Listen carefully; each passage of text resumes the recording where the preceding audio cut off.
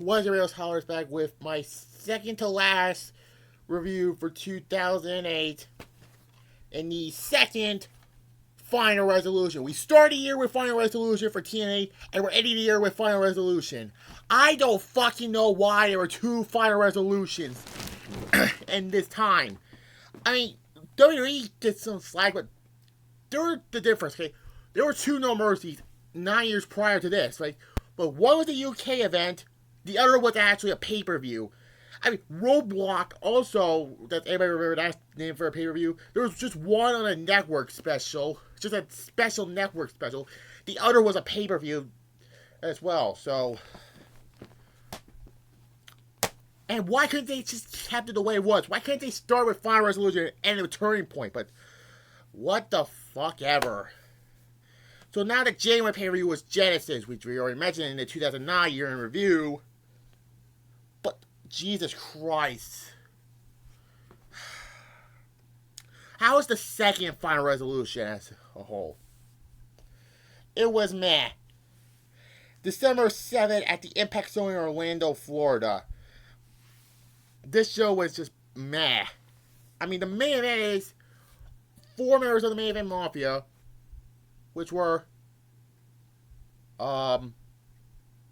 Sting, the TNA champion, Scott Steiner, Booker T, and Kevin Nash. By the way, Booker T was the Legends champion, against the front line of AJ Styles, Samoa Joe, and Team 3D. And the stipulation of this 8-man tag match: if any member of the front line wins, AJ Styles gets the TNA championship, but if any member of the main event Mafia wins, Sting keeps the title. So yeah. And I don't know why there were two final resolutions, so there's that. Anyways. First match is Feast or Fired.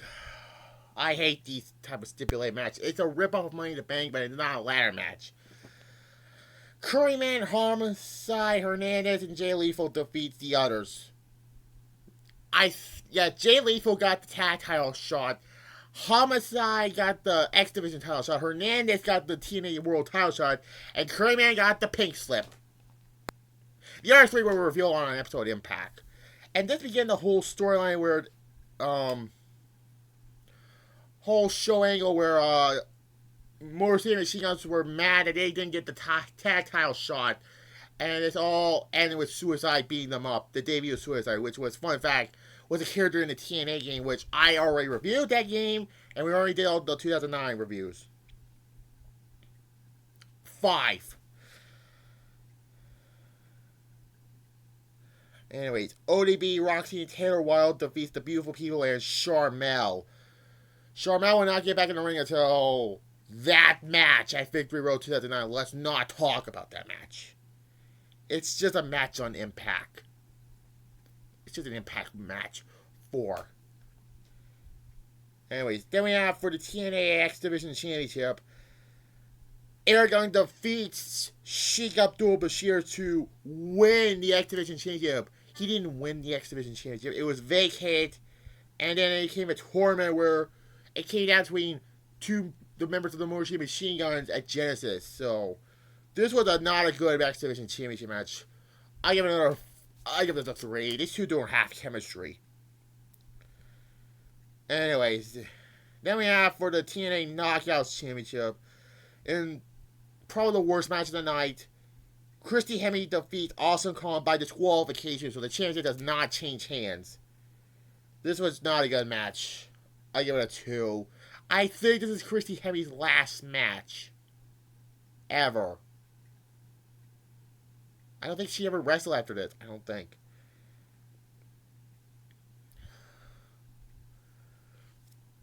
Anyways, then we have another championship match for the TNA World Tag Team Champions.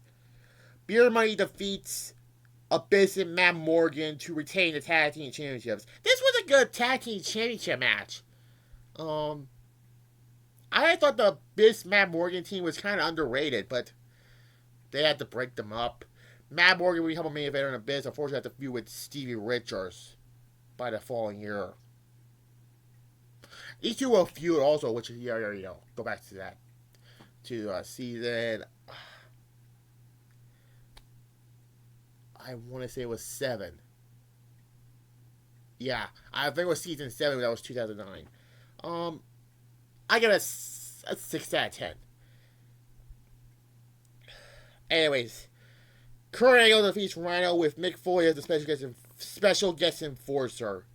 This was the whole storyline where Kurt Angle wants another match with Jeff Jarrett at the next. And in this match, if Kurt Angle beats Rhino, he gets another match with Jeff Jarrett. But if Rhino wins, Kurt Angle is out of TNA. Yeah, right. Kurt Angle's not going to leave. Unfortunately. This match was okay. Al Snow, for some reason, helps Kurt Angle win. Why the fuck is Al Snow?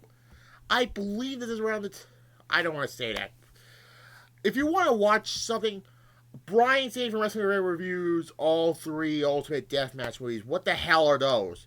Well, it was a promoter who had a wrestler die in the ring during a heart attack, and then he wants to start a show where the ultimate goal was to someone kills their opponent. Yeah, you cannot do that in the ring.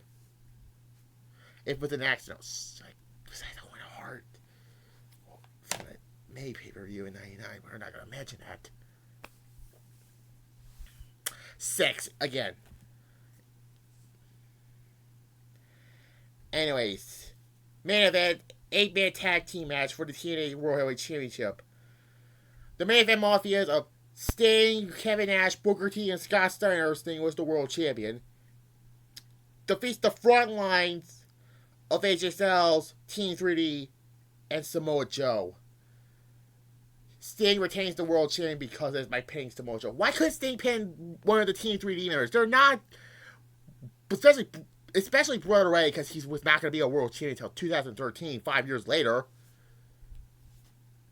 But yeah, this was just WCWS main event. This is around the time they're trying to copy WCW with the referee fight by the X Division title. Right at the X Division title match, Sheik attacks referee Shane Sewell, and that leads to that god-awful match at Genesis the following year. I mean, come on. This was just a WCWS stipulation. Look at the 4 guys in the main event Mafia. Sting, Scott Steiner, Booker T, Kevin Nash. Those 4 were former WCW champions.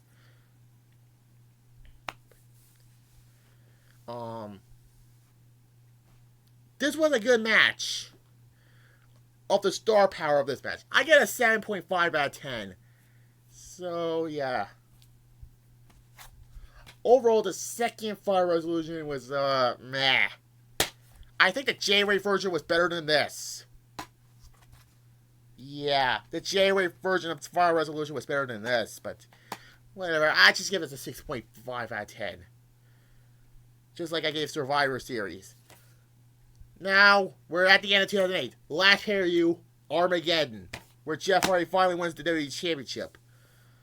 And it's up to 1995. God. So, yeah.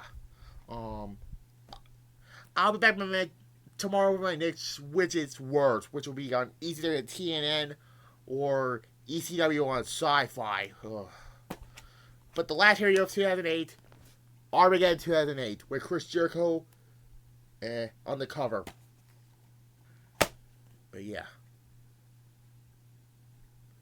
Like this video, comment down below, and subscribe if you're new to this channel. Bye.